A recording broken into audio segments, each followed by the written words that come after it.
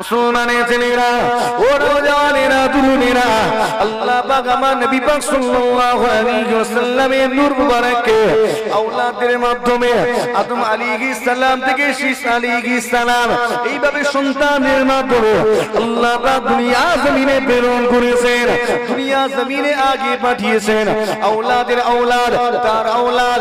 এইভাবে আল্লাহ পাক এই নূর মুবারক পাঠাতে পাঠাতে আমার নবী পাকের আব্বা জান আব্দুল্লাহ কাছে নূর এসে হাজির হয়ে যায়। ও জানেরা জি আব্দুল্লাহ কাছে নূরে মুহাম্মাদি আসার সময় নূরে মুহাম্মাদি আব্দুল্লাহ পেশানিতে সংরক্ষিত থাকাকালীন আল্লাহ বহু অলৌকিক ঘটনা ঘটিয়েছেন, বহু অলৌকিক ঘটনা প্রকাশ ঘটেছে। জিগা শুনে রেখে দিলে আমার আব্দুল্লাহ যখন রাস্তা দিয়ে হেঁটে হেঁটে চলে যান, এক টুকরো মেঘ এসে আমার আব্দুল্লাহকে ছায়া দিতে দিতে নিয়ে যায়।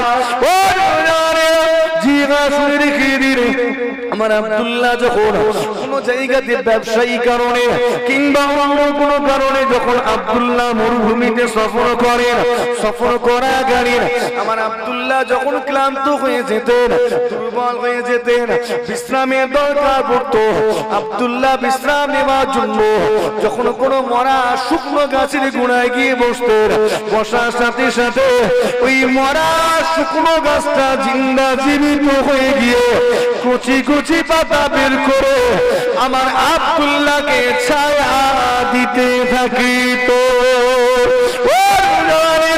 জিমা শুনে রেখে দিলে এইরকম অনেক অলৌকিক ঘটনা আল্লাহ ঘটিয়েছেন।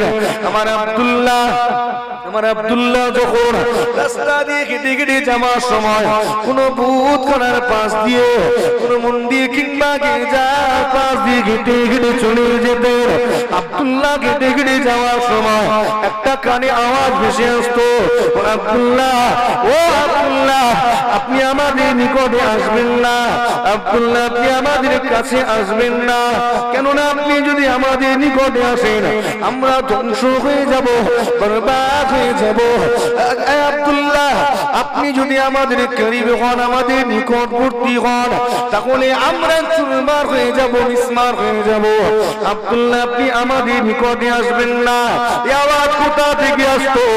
ওই সমস্ত মন্দিরের মূর্তিগুলি বুতগুলি গির্জার ভিতর থেকে আওয়াজ দিত, আব্দুল্লাহ আপনি আমাদের নিকটে আসবেন না, কেননা আপনার পেশানিতে যে নূর রয়েছে এই নূরের তাজাল্লি আমরা সহ্য করতে পারবো না। আব্দুল্লাহ আপনি আমাদের নিকটে আসবেন না। আপনি কি জানেন আপনার পেশানিতে যে নূরটা রয়েছে এই নূরটা কার নূর, কিসের নূর? আব্দুল্লাহ শুনুন শুনুন শুনুন, আপনার পেশানিতে যে নূরটা রয়েছে এই নূর কোনো মামুলি নূর নয়, এই নূর কোনো সাধারণ নূর নয়, এই নূর হলো স্বয়ং আখিরি জামানা নবী, নূর নবী, হায়াতুন নবী, সাইয়্যিদুল আম্বিয়া জনাবে মুহাম্মদুর রাসূলুল্লাহ সাল্লাল্লাহু আলাইহি ওয়াসাল্লামের নূর মুবারক। জোরে হয় না? আরো জোরে নারে দিও।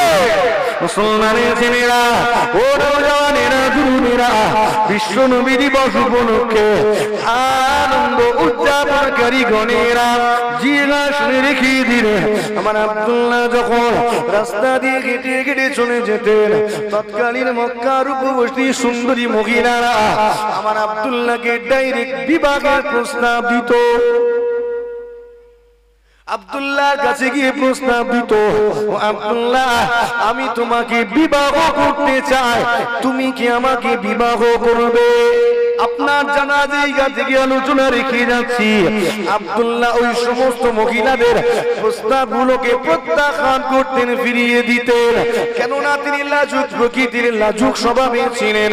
এই প্রস্তাবগুলোকে বারবার করে ফিরিয়ে দিয়েছেন, কিন্তু ওই মহিলাগুলো বারবার করে আব্দুল্লাহর কাছে যেত, আব্দুল্লাহ তুমি কি আমাকে বিবাহ করবে? তুমি কি আমাকে বিবাহ বন্ধনে আমার সঙ্গে আবদ্ধ হবে? আমার আমার আব্দুল্লাহ সমস্ত প্রস্তাবগুলোকে ফিরিয়ে দিতেন। মক্কার একজন ধনী মহিলা ছিল, রূপবতী সুন্দরী মহিলা আমার আব্দুল্লাহকে দেখতে পেয়ে গিয়েছেন। সরাসরি আব্দুল্লাহ সম্মুখে এসে হাজির। ও আব্দুল্লাহ, আমি তোমাকে বিবাহ করতে চাই, তুমি কি আমাকে বিবাহ করবে?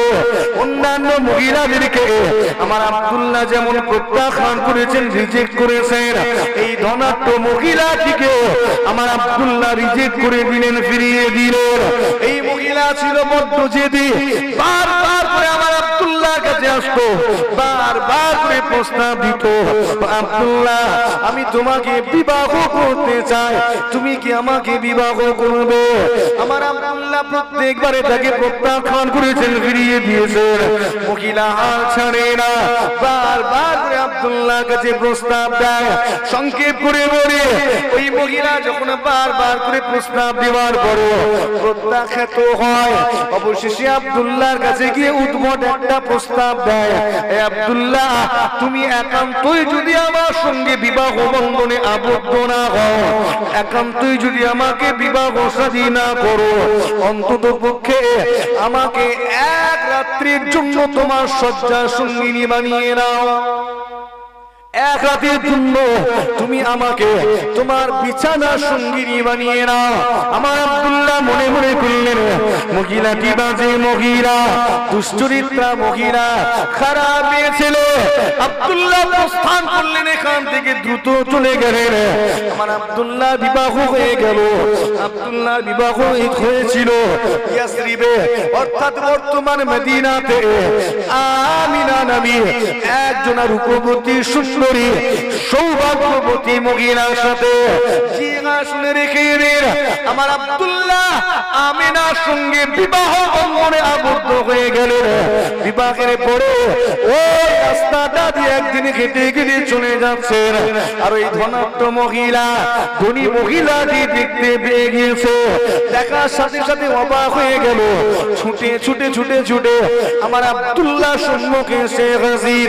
হে আব্দুল্লাহ, আগে তোমাকে জিজ্ঞাসা করি, বলো তো দেখি, তুমি কি বিবাহ করে নিয়েছো? তোমার কি শাদী হয়ে গিয়েছে? আব্দুল্লাহ, তুমি কি বিবাহ বন্ধনে আবদ্ধ হয়ে গিয়েছো? আবার আব্দুল্লাহ সত্যটা জানিয়ে দিলেন, হ্যাঁ, আমার বিবাহ হয়ে গিয়েছে। মদিনাতে আমিনা নামে একজন সুন্দরী রমণীর সঙ্গে আমি বিবাহ বন্ধনে আবদ্ধ হয়েছি। এই কথা শোনার পরে ওই মহিলাটি আফসোস করতে লেগেছে, আফসোস আমার, আমি কত চেষ্টা করেছিলাম আব্দুল্লাহ তোমাকে বিবাহ করব, তোমার সঙ্গে বিবাহ বন্ধনে আবদ্ধ হব, তুমি প্রত্যেকবারে আমাকে ফিরিয়ে দিয়েছো, সম্মতি দাওনি, বারবার করে আমাকে প্রত্যাখ্যান করেছো। তুমি যখন আমাকে বারবার ফিরিয়ে দিয়েছো, অবশেষে আমি প্রস্তাব দিয়েছিলাম, আব্দুল্লাহ একান্তই যদি বিবাহ শাদী করতে না চাও, অন্তত আমাকে এক রাতের জন্য শয্যা সঙ্গিনী বানিয়ে নাও। সেই দিন তুমি মনে করেছিলে আমি বড় বাজে মহিলা, দুশ্চরিত্রা মহিলা, কোন খারাপ মেয়ে মানুষ, তুমি সঙ্গে সঙ্গে চলে গিয়েছিলে। আব্দুল্লাহ, আমি কোন বাজে মহিলা নয়, দুশ্চরিত্রা নারী নয়, খারাপ মহিলা নয় গো। আব্দুল্লাহ, সেই দিন কেন বিবাহ করতে চেয়েছিলাম জানো? কেননা আমি তোমার পেশানিতে একটা নূর দেখেছিলাম। আব্দুল্লাহ, তোমার পেশানিতে যে নূরটা দেখেছিলাম, এই নূরের প্রতি আমার টান ছিল, এই নূরের প্রতি আমার আকর্ষণ ছিল। আব্দুল্লাহ, কেননা এই নূর কোন সাধারণ নূর ছিল না, কোন সাধারণ আলো, সাধারণ জ্যোতি ছিল না, এই নূরটা ছিল আখিরি জামানা নবী, নূর নবী, হায়াতুন নবী, সাইয়্যিদুল আম্বিয়া জনাবে মুহাম্মদ রাসূলুল্লাহ সাল্লাল্লাহু আলাইহি ওয়াসাল্লামের নূর মুবারক। জোরে হয় না, আরো জোরে নারে দিবে। বিশ্ব নবীর ঈদ, জশ্নে ঈদে মিলাদুন নবী, বারে রবিউল আউয়াল শরীফ, নারে দিবে। মুসলমানের ছেলেরা, ও নওজওয়ানেরা, তরুণেরা, বিশ্ব নবী দিবস উপলক্ষে আনন্দ উদযাপন পালনকারী গণেরা জিগা শুনে রেখে দিলে আমার আব্দুল্লাহ পেশানি থেকে এ নূর চলে গেল আমেনার গর্ভে। কিভাবে গিয়েছে? কোন যৌন কারণে আল্লাহ আমার নবীর নূর আমেনার গর্ভে পাঠাননি। আমার আমেনা যখন আব্দুল্লাহ পেশানিতে চুমা দিলেন, গোসা দিলেন, সঙ্গে সঙ্গে আল্লাহ আমার নবী পাকের নূরটা আব্দুল্লাহ পেশানি থেকে নিয়ে আমার আমেনার গর্ভে পৌঁছে দিয়েছিলেন। আমেনার গর্ভে আমার নবী পাকের নূর মুবারক মওজুদ রয়েছে। এই নূর আমেনার গর্ভে থাকাকালীন বহু অলৌকিক ঘটনা আল্লাহ ঘটিয়েছেন। জিগা আমার আমেনা এক তারিখে রাত্রিবেলা দেখতে গিয়েছেন, আমি আমেনা আমার পেট থেকে আমার গর্ভ হতে নূর বিচ্ছুরিত হতে লেগেছে। আম্মা আমেনা ঘাবড়িয়ে গেলেন, কি ব্যাপার? আমার পেট থেকে আমার গর্ভ থেকে এইভাবে কেন নূর বিচ্ছুরিত হতে লেগেছে, আলো চমকাতে লেগেছে? আম্মা আমেনা বলতে লেগেছেন, আমি আমেনা দেখতে লেগেছি ওই রাত্রিতে আমার গর্ভ থেকে যে নূর বিচ্ছুরিত হতে লেগেছিল সেই নূরের আলোতে শাম এবং ইয়ামানের উঁচু উঁচু অট্টালিকাগুলি আলোকিত হয়ে গিয়েছিল। বিশ্ব নবীর ঈদ, জশ্নে ঈদ মিলাদুন নবী আহমদ মুস্তাফা, নারী দেখবে মুসলমানের ছেলেরা ও নওজওয়ানেরা তরুণেরা, বিশ্ব নবী দিবস পালনকারী নবীর প্রেমিকেরা শুনে রেখে দিন। আম্মা আমেনা গর্ভে আমার নবী পাক থাকাকালীন আল্লাহ বহু অলৌকিক ঘটনা ঘটিয়েছেন। আমার নবী পাক সাল্লাল্লাহু আলাইহি ওয়াসাল্লাম মায়ের গর্ভে এতিম হয়ে গেলেন। আব্বা আব্দুল্লাহ ইন্তেকাল করলেন। সিরিয়ার উদ্দেশ্যে সফর করেছিলেন, ব্যবসায়িক কারণে সিরিয়ার উদ্দেশ্যে সফর করেছিলেন। এটাই ছিল আব্দুল্লাহ জীবনের শেষ সফর, একদম শেষ সফর। এখানে অনেক ঘটনা আছে, আমি সংক্ষেপ করতে চাই। আব্দুল্লাহ সফরে যাওয়ার আগে অনেকক্ষণ পরে রেস্ট নিলাম, অনেকটা হয়ে গেছে। আব্দুল্লাহ সফরে যাওয়ার আগে চিন্তা করলেন, আমি তো বাইরে বাইরে ঘুরি, আমেনা বাড়িতে একা থাকে, একটা দাসী কিনে নিলেন। একটা দাসী কিনে নিলেন। 9 বছর বয়স ছিল দাসীটার, নাম ছিল তার বারাকা। বাড়িতে আনার পরে আল্লাহ বাড়িতে বরকত বাড়িয়ে দিয়েছেন, তাই নাম আদর করেই নাম দিলেন বারাকা। পরবর্তী নাম উম্মে আইমান, পরবর্তী নাম উম্মে আইমান। এই ঘটনা লম্বা করবো নি, কেন এই আলোচনা আপনাদের শোনা আছে, আর আমি যেটা বলছি এটাও শোনা আছে। শোনা আছে না নেই? এগুলো ওয়াজ নসিহতে আপনার শোনা আছে। আমি সব ছেড়ে ছুড়ে অল্প অল্প করে নিচ্ছি। জি চলেন, আর নবী দিবসের মাস একটু এই আলোচনাটাই হয়ে যাক। এই আলোচনা অন্য সময় হবেও না, অন্য সময় এইসব আলোচনা হবে না। তখন আমার নবী পাক সাল্লাল্লাহু আলাইহি ওয়াসাল্লামের অন্যান্য দিক আরো আলোচনা হবে।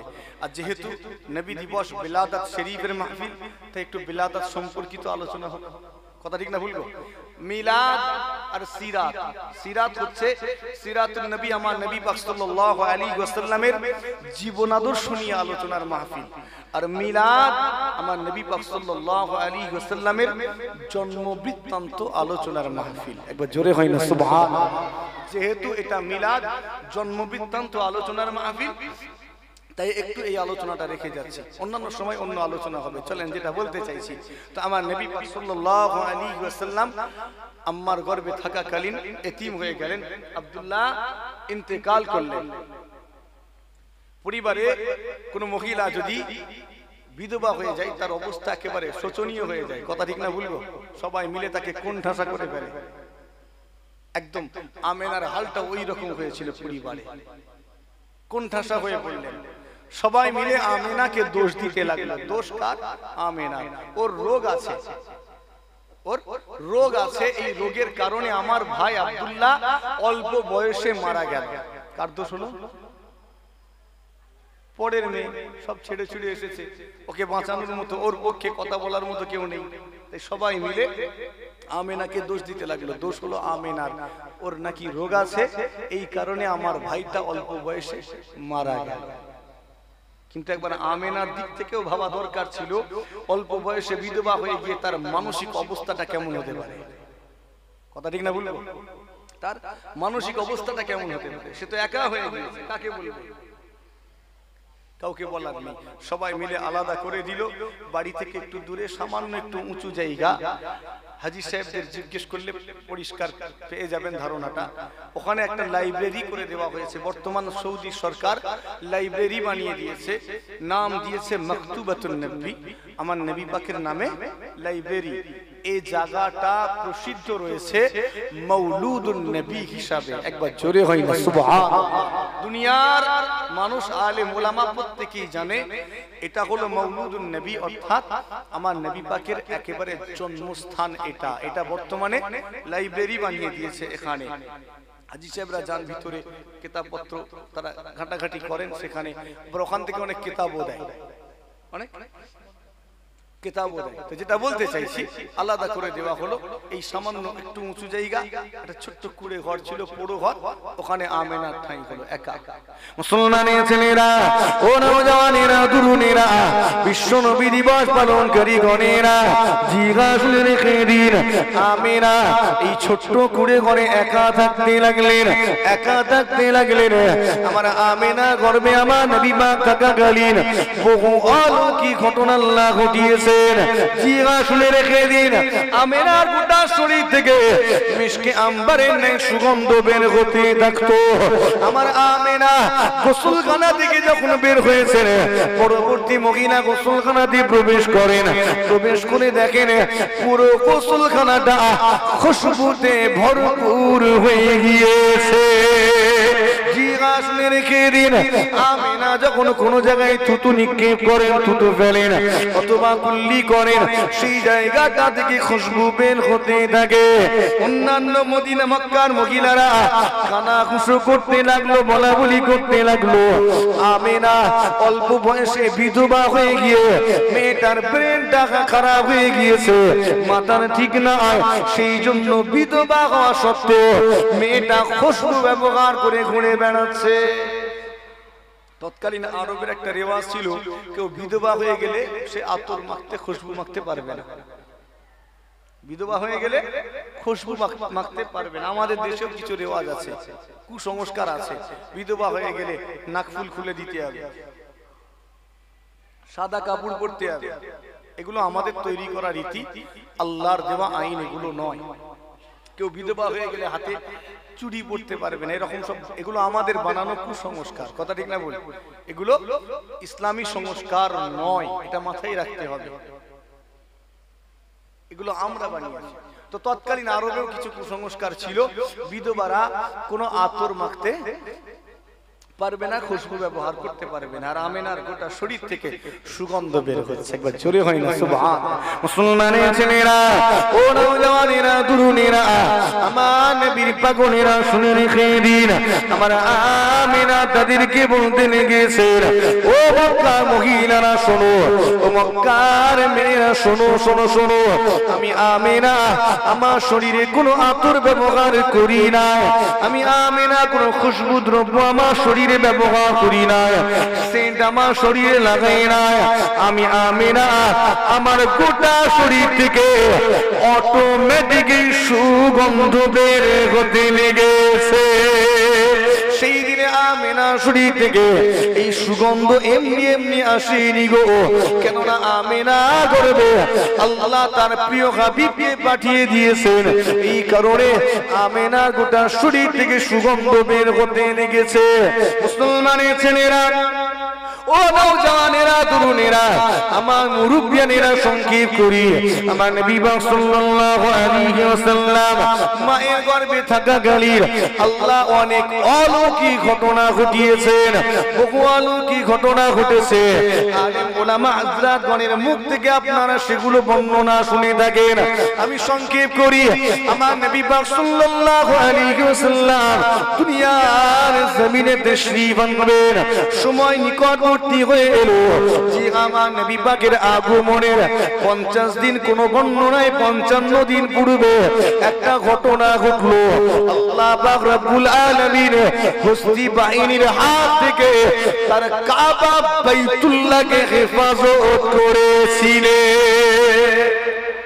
আগমনের 50 দিন, কেউ বলেছেন 55 দিন আগে আব্রাহা বাদশা ইয়ামান থেকে, সবার ইতিহাস পড়াও আছে, জানাও আছে, ইয়ামান থেকে আব্রাহা বাদশা বিশাল হস্তি বাহিনী নিয়ে কাবা ভাঙতে গেল, যেটা আমরা সূরা ফিলের মাধ্যমে কিছুটা জানতে পারি। ওর তাফসীরটা যদি দেখেন আপনি পেয়ে যাবেন, সূরা ফিলের তাফসীরটা যদি দেখেন আপনি পেয়ে যাবেন।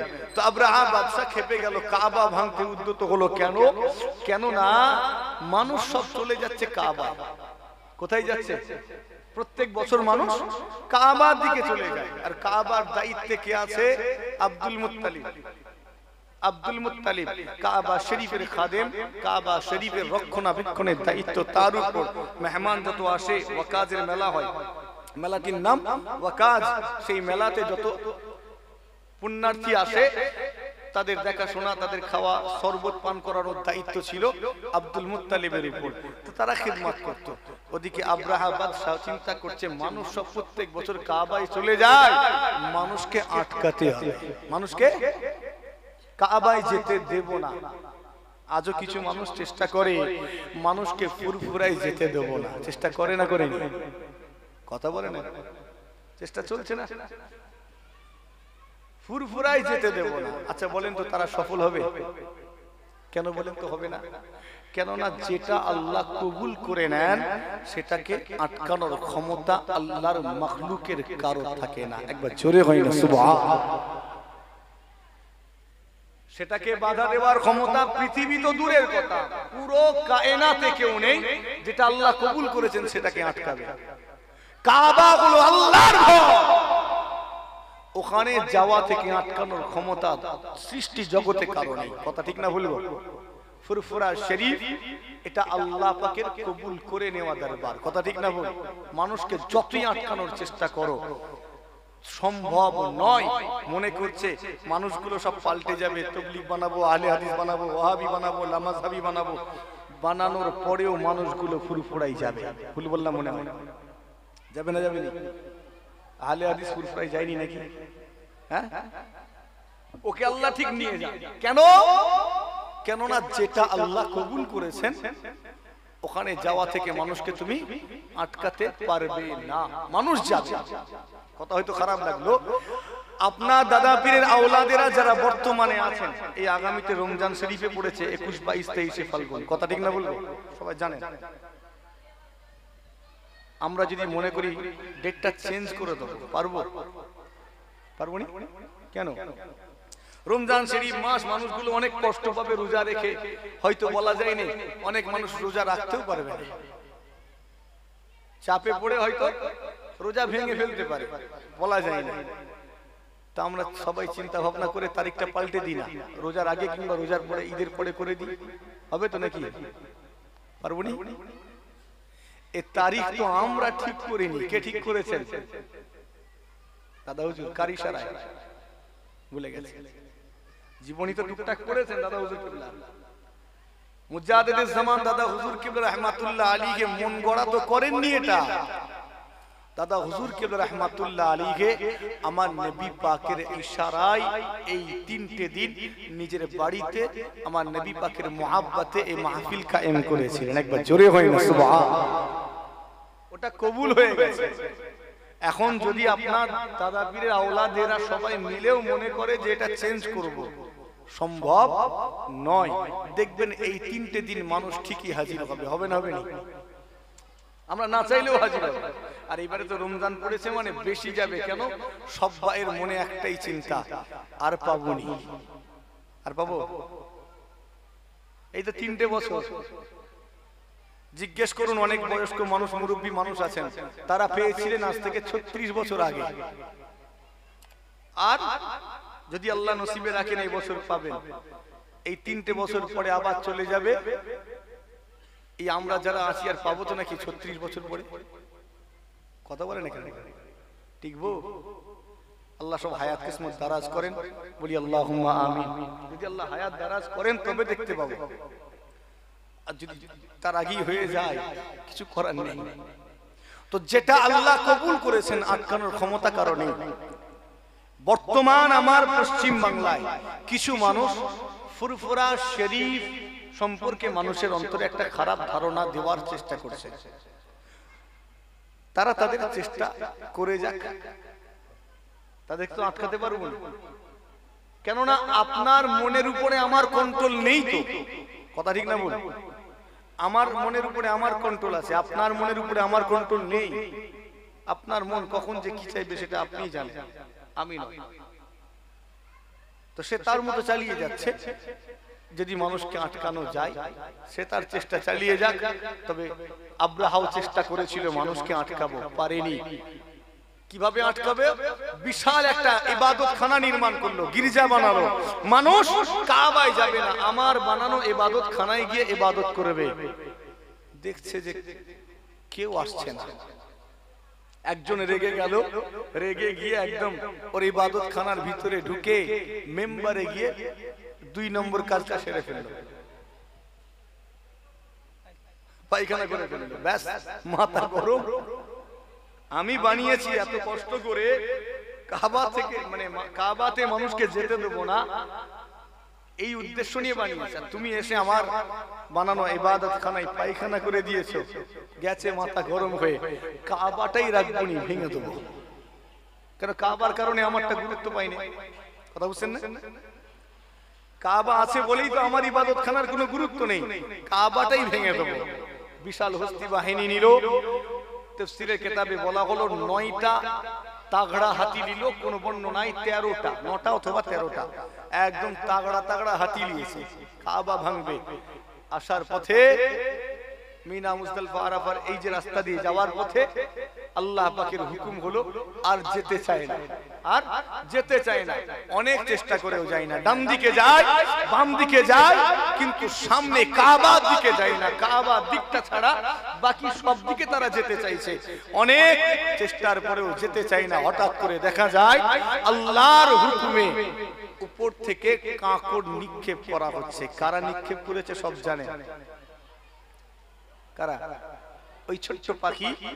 সূরা ফিলের মাধ্যমে আল্লাহ জানিয়েছেন, ছোট্ট পাখি মুখে একটা করে কাঁকড়, 2টো ডানাতে 2টো। কিভাবে নিয়েছেন আমি জানি না, তাফসীরে এটাই এসেছে, মুখে একটা, 2টো ডানাতে 2টো। আবার কোন কোন তাফসীর কারক বলছেন মুখে একটা আর 2টো পায়ে 2টো, মোট 3টে করে কাঁকড়, মটরের দানার মতো, মটরের দানার মতো ছোট্ট ছোট্ট এই কাঁকড় তারা নিয়ে এসে আর উপর থেকে ছেড়ে দেয়।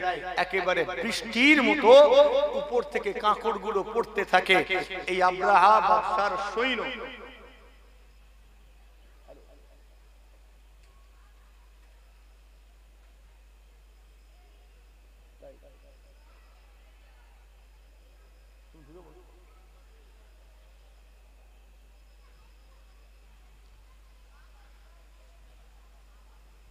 তোমাদেরকে আমি মানা করে দিয়েছিলাম,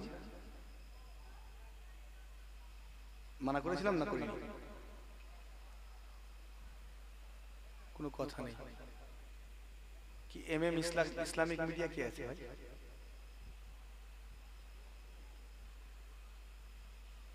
আমি মানা করেছিলাম, ক্লোজ, পুরো ক্লোজ।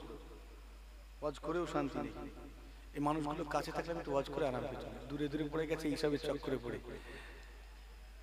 সব ক্লোজ করে, সব বন্ধ করে, সব বন্ধ করে।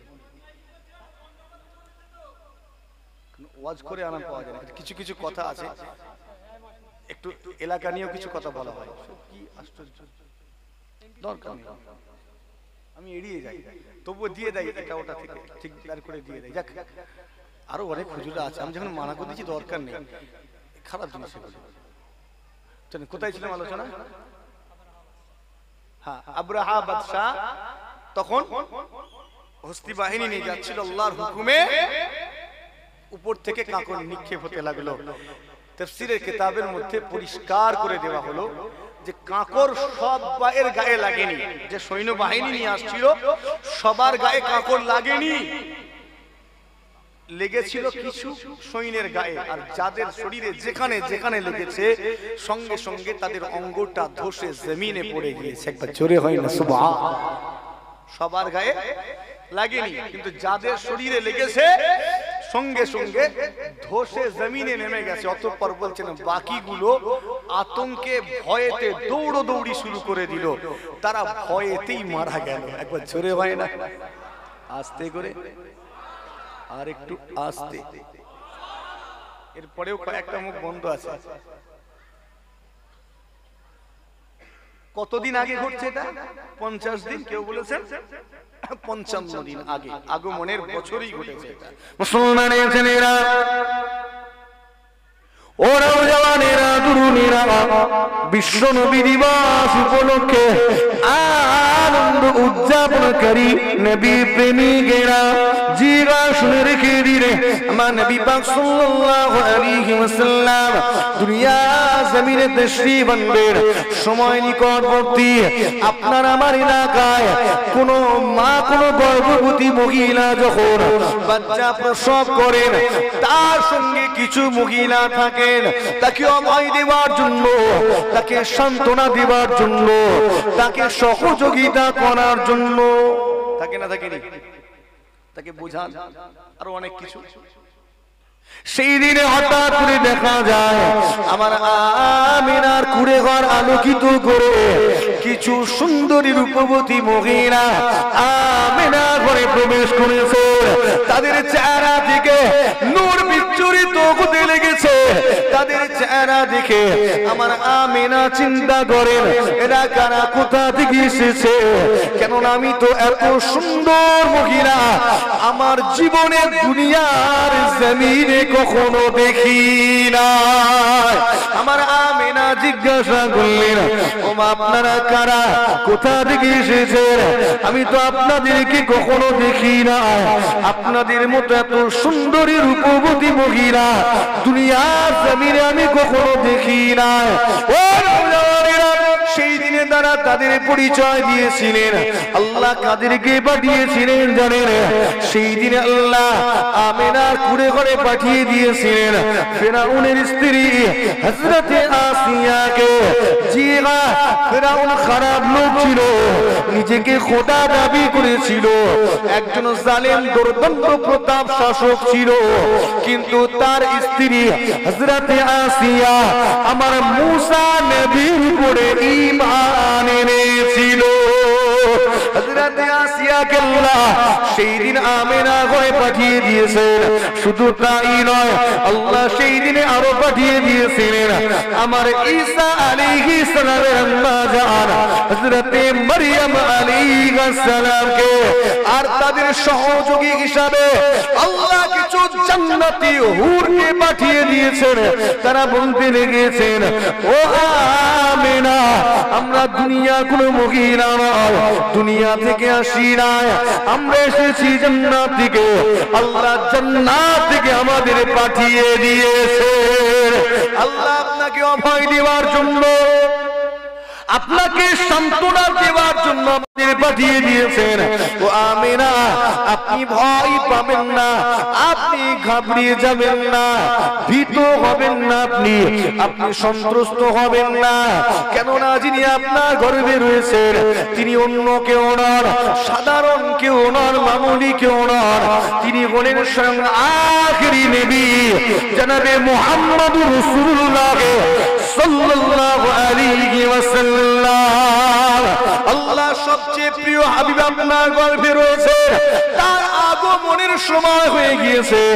এই জন্য আল্লাহ আমাদেরকে পাঠিয়ে দিয়েছে। আমার নবী পাকের আগমনের সময় নিকটবর্তী। আল্লাহ পাকের কাছে আল্লাহ আপনার হাবিবকে রাত্রি বেলা পাঠাবেন, আমি রাত ধন্য হয়ে যাব, দিনের উপরে বড়াই করব। দিন আল্লাহ কাছে আজ করব, আপনার হাবিবকে পাঠাবেন, দিনের বেলা পাঠাবেন, আমি দিন ধন্য হয়ে যাব, রাতের উপরে বড়াই করব। আমার আল্লাহ উভয়ের আশাকে পুরা করনে ওয়ালা, রাতের আশাকেও পুরা করলেন, দিনের আশাকেও পুরা করলেন। রাত এবং দিনের আশাকে পুরা করে রাত এবং দিনের কিছু কিছু অংশ মিলিয়ে ওয়াক্তিন সুবহে সাদিক সুন্দর 12 রবিউল আউয়াল শরীফ তার প্রিয় হাবিবকে দুনিয়ার জমিনে পাঠিয়েছিলেন। নারে তাকবীর! বিশ্ব নবী দিবস জশ্নে ঈদ মিলাদুন নবী আহমদ মুস্তাফা। নারে তাকবীর! আমার নবী পাক সাল্লাল্লাহু আলাইহি ওয়াসাল্লাম দুনিয়া জমিনে তাশরীফ আনলেন। আকাশ বাতাস মুখরিত হয়ে গেল, ফেরেশতারা আনন্দিত হলো, জিন সম্প্রদায় আনন্দিত হলো, মানব সম্প্রদায় আনন্দিত হলো। আজও তারা আনন্দ প্রকাশ করতে লেগেছে।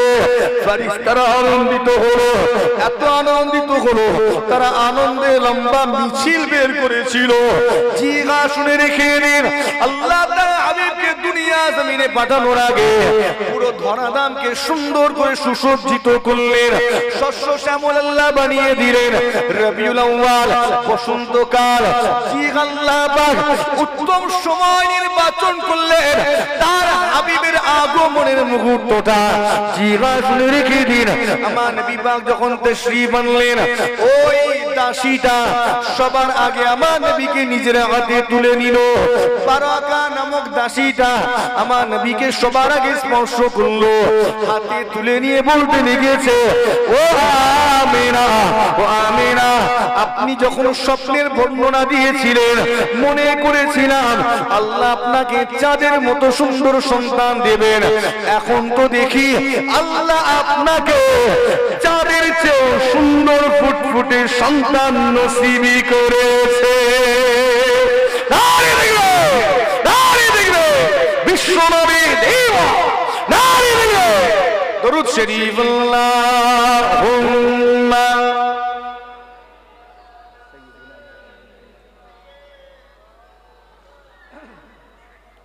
ওয়া আলা আলি